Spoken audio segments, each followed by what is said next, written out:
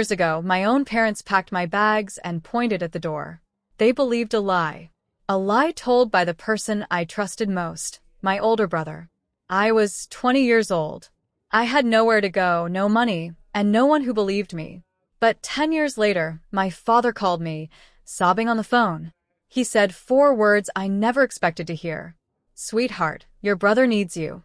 What happened in those 10 years? And why, when I finally learned the truth, did I end up laughing instead of crying? Stay with me. This story is about betrayal, about silence, about growing stronger in the dark, and about a kind of justice nobody saw coming. My name is Claire. I grew up in a quiet town, in a house that looked perfect from the outside. 2 kids, a mom who baked on Sundays, a dad who coached Little League. But inside those walls, there was a truth nobody talked about. My brother, Daniel, was 3 years older than me. And from the day I could remember, he was the golden child. Whatever Daniel wanted, Daniel got. Whatever Daniel broke, somehow got blamed on me. At first, it was small things. A missing $20 from mom's purse. A broken vase. A failed test hidden in a drawer. Every single time, Daniel had an excuse ready, and every single time, my parents chose to believe him over me. I used to think, maybe if I just try harder, they'll finally see the truth. I got good grades. I stayed out of trouble. I did everything right, but it never mattered. In that house, Daniel's word was law, and my word meant nothing. I told myself it was just how older siblings were. I told myself things would change when we grew up. I was wrong. Things didn't change. They got worse. Because one lie, one final, devastating lie, was about to destroy everything I thought I knew about my family. It happened on a Friday night, right after my 20th birthday. I remembered exactly because it was the last night I ever slept in that house. Money had gone missing from my father's office, a large amount, meant for a business deal. My father was furious, pacing the living room, demanding answers. And then Daniel spoke up. He said he saw me sneaking out of Dad's office earlier that day. He said he saw money in my bag. He looked my father dead in the eye and said it with such confidence, such practiced sadness, that nobody even paused to question it. I stood there in shock. "That's not true," I said. "I would never." But my father didn't even let me finish. His face turned red with anger. My mother wouldn't look at me. It was like watching a trial where the verdict was already decided before I even said a word. "Get out," my father said.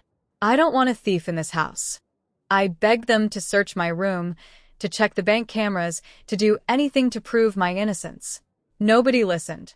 My mother handed me one single bag, already packed, like they had planned this, and closed the door behind me.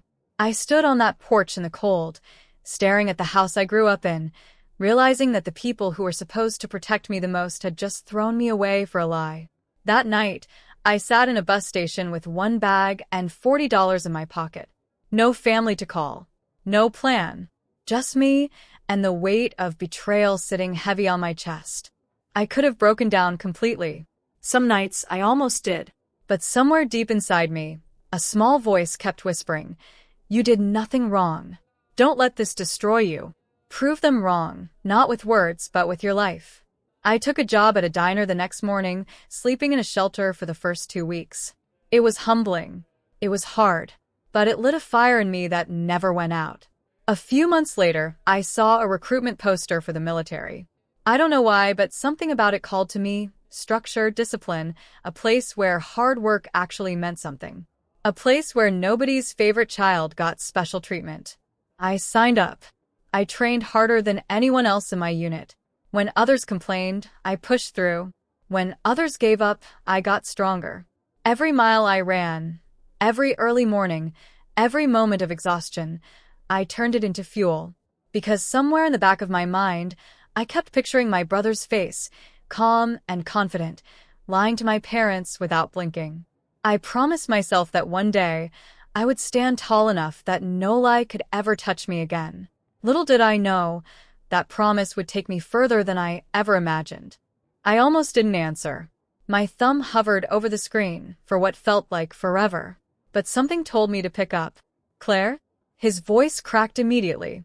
He sounded older, broken, Nothing like the strong man who once threw me out without blinking. Dad. I said quietly. Sweetheart, your brother needs you. We need you too. I sat down slowly, my mind racing. 10 years of silence, and now this? He told me Daniel's business had collapsed. Not just collapsed, completely fallen apart. Investigators were involved. Daniel was facing serious legal trouble, accused of financial fraud that had been building for years. My parents had used their retirement savings trying to fix it, but it wasn't enough. They were desperate, drowning, and scared. We need someone who understands finance, someone who understands structure, my father said. You always had that in you, Claire. We were wrong. We're so sorry.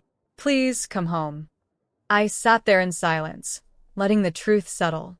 My mind drifted back to that night on the porch, my bag in hand, my family closing the door behind me.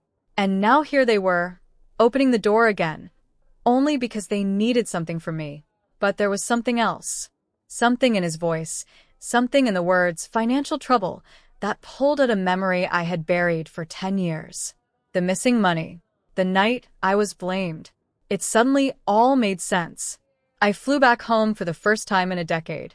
Walking through that front door again felt like stepping into a memory frozen in time, except everything looked smaller, older, more fragile. My mother cried the moment she saw me. My father could barely speak. And Daniel, the golden boy, sat in the corner, pale, shaking, a shadow of the confident young man who once destroyed my life with a single lie. During the family meeting with a lawyer my parents had hired, the real story came out piece by piece. 10 years ago, it wasn't me who took that money from Dad's office. It was Daniel. He had been secretly gambling, and worse, secretly manipulating company funds to cover his losses. That night, when Dad noticed the missing money, Daniel panicked and pointed the blame at me. The easiest target, the quiet sister who never fought back the same way he did. And it didn't stop there. For years, Daniel had continued hiding financial problems, forging documents, moving money around to cover his tracks. What finally collapsed his business wasn't bad luck. It was 10 years of lies finally catching up to him. My parents had believed him blindly for so long that they never once suspected the truth, until investigators started asking questions they couldn't hide from anymore. I sat there, quiet, absorbing everything. 10 years of exile, 10 years of starting from nothing because of a lie my brother told to protect himself. I could see it on my father's face, the guilt, the shame, the realization of what they had done to me. My mother reached for my hand, but I gently pulled it back. I'm not angry anymore, I said calmly, but I need you to understand something. You didn't just believe a lie. You chose comfort over truth. You chose the child who is easier to believe, instead of the child who is telling the truth. Daniel finally looked up at me, his eyes filled with something between shame and desperation. Claire, I'm sorry. I never thought it would go this far. I need help. Please. And here's the moment that changed everything, not with revenge, not with anger, but with something far more powerful, perspective. Because as I sat there looking at the family that once discarded me, I realized something almost funny, almost absurd.